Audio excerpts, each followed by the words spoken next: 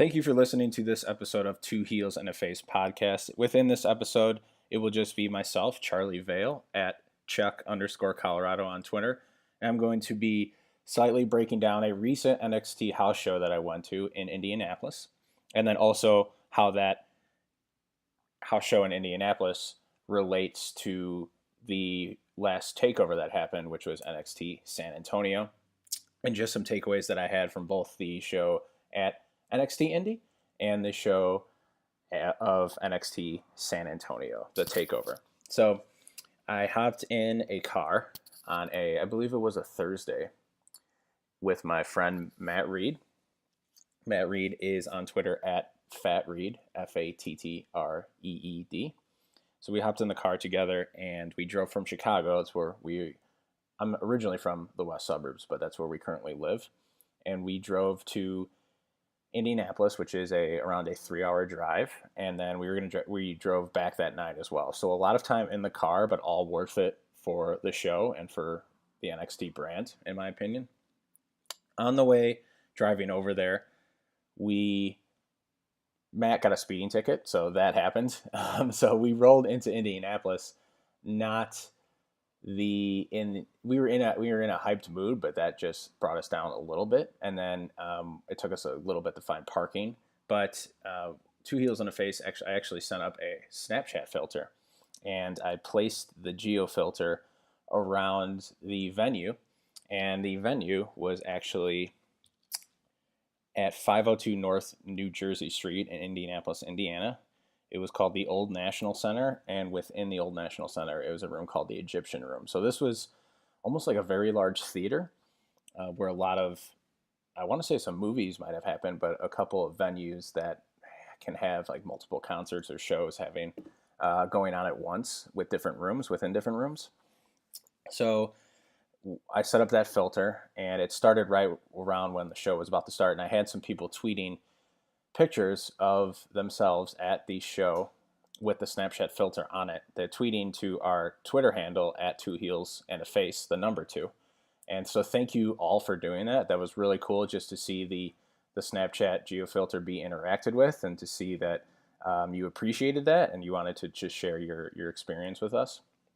So thank you for all of that. So that was making me very anxious rolling into Indianapolis. And then we got in there, and we were a couple minutes late. We were about 5 minutes late. So we got in there, and we were sitting next to an individual who was standing the entire time and kept yelling the phrase, "right in the mush." So if you remember that individual who was yelling that phrase consistently throughout the whole show, then that's where I was sitting. I was sitting directly in front of him, which was both equally annoying and hysterical at the same time. So we got there right in the middle of the Cruiserweight division match between Gran Metalik and Noam Dar.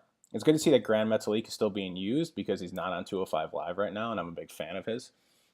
So he appropriately scored the victory, and I thought that was a really great opener. It got me in the mood for wrestling, because a lot of Cruiserweight matches have that high, intense energy and action, and I thought that really did its job. After that was a 6-man tag match, and this was between Sanity, so Big Damo, who is now, I believe, Killian Dane in NXT, and Alexander Wolf and Eric Young with Nikki Cross at ringside, versus Oni Lorcan and Heavy Machinery, who is composed of Tucker and Otis. Tucker Knight and Otis Dozovich. Never really heard of them before, but their ring attire and their name appropriately suit them, because they're very massive individuals. So I think Sanity is always on the perfect blend of drugs, a perfect blend of upper and downers. That's what their characters portray to me.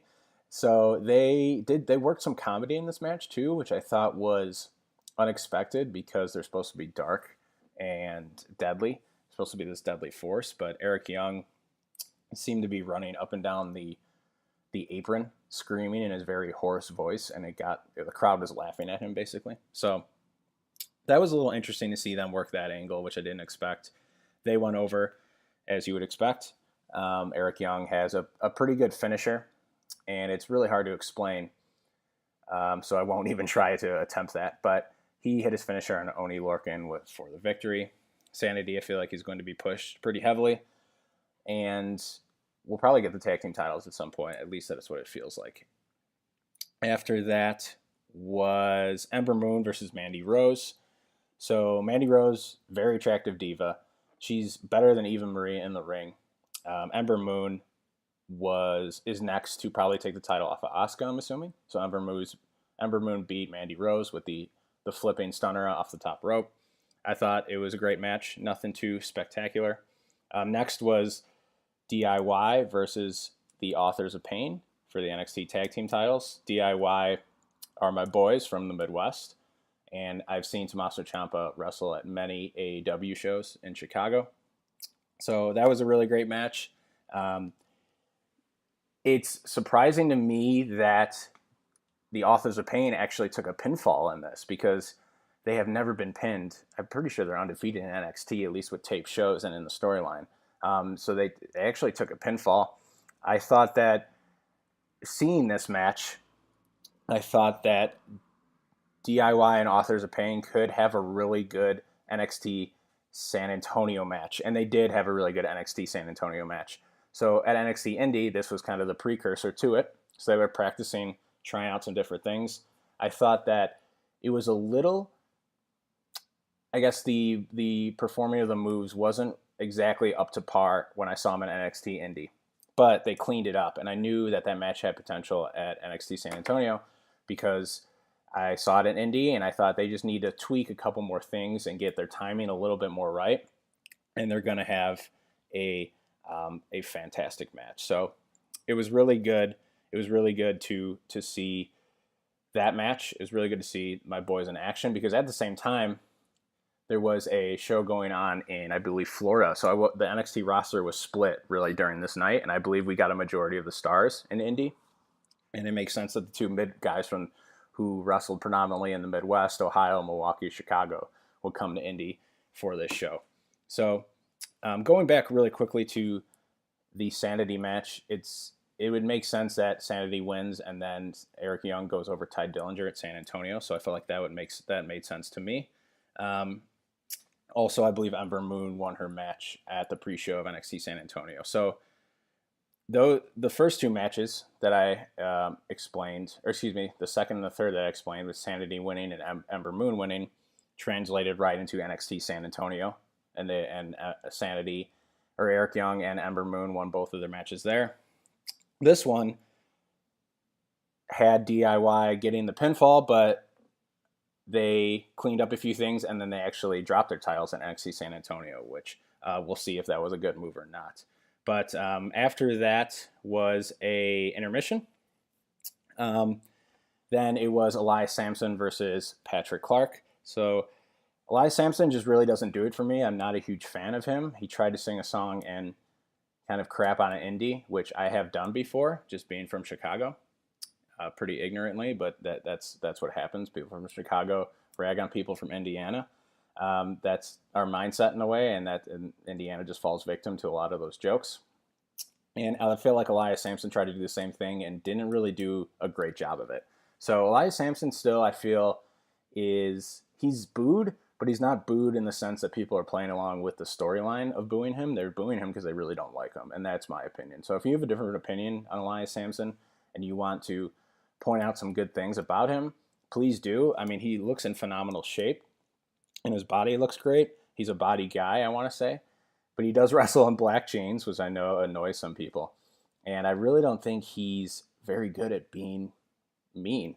I just think he's good at being bland, and that's what he is right now. So he beat Patrick Clark pretty handily. Patrick Clark, who I've never seen before wrestle, had a very metrosexual gimmick, which could be very interesting. I've never seen anything like that, at least like currently in any wrestling. So that could be a very interesting gimmick for him in the future.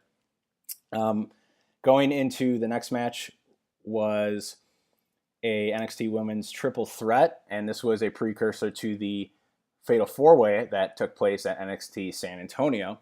So at NXT Indy, I felt like this match had by far the most storytelling elements in it, which was really cool. And it's not what I expect. I mean, I kind of did expect it because, no offense to a Nikki Cross or Billie Kay, but their in-ring ability is very limited. And I think that NXT, the entire NXT women's division, needs to almost restock and reload. And the the women in that NXT women's division really need to up their game, because right now it's just Ember Moon and it's just Asuka, and they'll probably be the next people that feud. But I think that with Bayley leaving and Nia Jax leaving, Alexa Bliss, Gallows going up to the main roster after the draft, they were really struggling, to find someone who could give Asuka a really good match. And I think that's why they brought in Mickie James, because Mickie James has that experience. So, and that's why they've kind of mixed in Nikki Cross, Billie Kay, and Peyton Royce into these triple threats and these fatal four ways.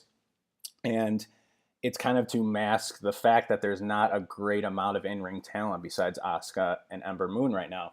But they did a really good job of it at both NXT San Antonio and NXT Indy by putting in a lot of storytelling elements, like the fact that Peyton Royce and Billie Kay are really good mean girls. And Nikki Cross is an absolute psychopath, and everyone is like disgusted by her. So I thought that was really cool that they mixed in those elements. Asuka is just the badass who will kick anyone in the face. But at times she was even a little taken back by how weird Nikki Cross was. And I think Peyton Royce and Billie Kay are just really good at being nasty. So just nasty individuals and heartless souls, basically. So that match I thought was really good, although the in-ring execution in NXT Indy was not great. They cleaned it up a lot at NXT San Antonio. So both now in 2 matches, with the DIY match and the women's match, the in-ring action needed to be cleaned up, and it was at NXT San Antonio. So props to the roster for practicing and putting in the time on a house show and then having a really good takeover show. So Asuka won that match at NXT Indy, rightfully so. And then in the main event, it was a tag match between Roderick Strong, Shinsuke Nakamura versus Samoa Joe and Bobby Roode. So this is before NXT San Antonio, so Nakamura had the NXT title. But this match showed to me that, first of all, Roderick Strong's entrance needs to be elevated, because he was sandwiched right in the middle of 3 of the best entrances on the NXT roster, with Joe's entrance, Roode's entrance, and Nakamura's. So that hurt him a little bit, in my opinion. But I know he has a really, really huge following from being on the indie scene and in Ring of Honor, so there's a lot of people still cheering for him. I think that he is next in line for a NXT title shot. I would love to see them do a Roode versus Ty Dillinger angle. I think there's still a lot of money there, and doing the Ty Dillinger underdog storyline for him to finally beat someone like Roode and get his moment with the NXT Championship and then maybe lose it right after. I think that would be a great storyline. I think that's what they should do next, depending on what they do with Nakamura, because at San Antonio he has that kayfabe injury and he might be gone off TV for a little bit. So this might be a time for a quick mini feud between Ty and Bobby Roode. But if they're not going to do that, I think that Roderick Strong has put himself into position to be in that main event picture. I think it's foreshadowing that he was in the tag match at NXT Indy, and he won his match at San Antonio too. So I think that he is in line, and I think that he did a really good job in this match. He's got some really nice high-flying kicks, and he's more athletic than he lets off, just from his overall look. So this was a really good match. Nakamura hits Joe with the Kinshasa to win.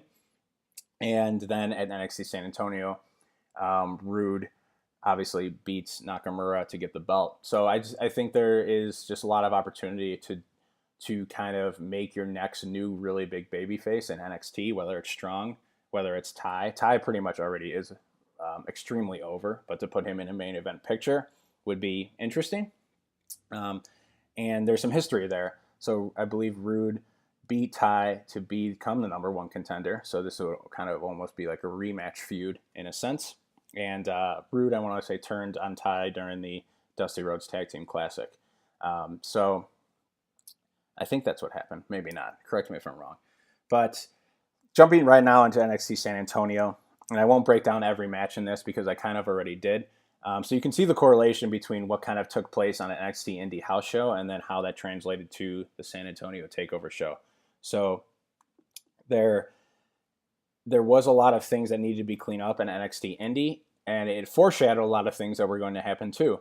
And then with NXT San Antonio, they did clean up those spots. They had a lot of really good matches, but then NXT San Antonio kind of took you by storm because it's a big pay-per-view and title switched hands. So the Authors of Pain won and Bobby Roode won. So it was really cool to see just how a house show translates into a really big pay-per-view.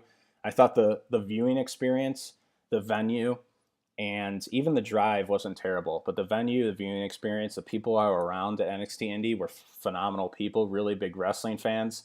Once again, thank you to people who use the Snapchat filter and who interacted with us on Twitter. That was really awesome. Just quickly about NXT San Antonio. I think that Corey Graves is the best announcer that the WWE has right now, and he makes people look absolutely silly. I'm not sure what that man's name was, who was the third announcer on the San Antonio show. I know he's a former wrestler, but I don't know his name. I can't think of it right now. But Corey Graves made that guy look stupid. So Corey Graves is like far above and beyond, I think, the best announcer that WWE has right now. He says things that are going through my head, and he says things that are completely real and realistic. So I thought he did a phenomenal job. I think he called Nikki Cross a wildling at one point, which is a reference to Game of Thrones. So I thought that the Fatal 4-Way women's match, like I said, they cleaned up a lot of spots, and the in-ring work was pretty good in that match, and the table spot with Nikki Cross with the double vertical suplex was fantastic. So props to them for doing a really good job. And also, I just thought overall that it was a really fantastic show.